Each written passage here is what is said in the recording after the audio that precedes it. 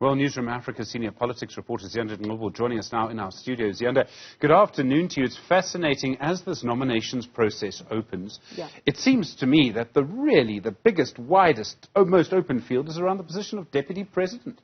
Absolutely, and it would seem that it's quite unprecedented in the ANC. I do stand to be corrected, but for what it's worth at this stage, from what we've heard, and of course we know the branch nominations are going to be opened at some stage, there are about 5 candidates that are being bandied about. In fact, Mabusa is the first one, and you'll recall that there is a mix that she covers. She's the ANC's head of economic policy and transformation. But you'll know, Stephen, that the generational mix, which is not necessarily about being in the youth league, but certain generations of the youth league wanting to take hold of the organization, really coming up in the last elective conference. And of course, her gender, her being female, puts in good stead because of the spotlight that's now on the ANC for gender parity. The person after that is Paul Machadilla. Very interesting to have Paul Machadilla there, Stephen, because of the fact that he's been the acting Secretary General and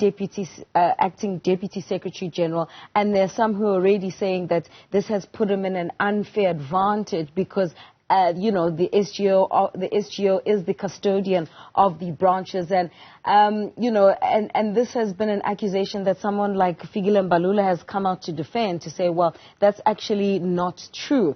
After that is Ronald Lamoul. I think he was one of the first actually to be touted and bandied about as a deputy president. He's a former ANC Youth League deputy president, and as I was mentioning, forms part of that generational mix, and he's also within President Cyril Ramaphosa's camp to take over as deputy. And then there's the incumbent, of course, that's David Mabusa, and he seems to be quite quiet. I don't know about you, Stephen, but I haven't quite heard of any branches just yet, you know, speaking about him becoming deputy president. Maybe he will be the surprise candidate to contest for the position of president.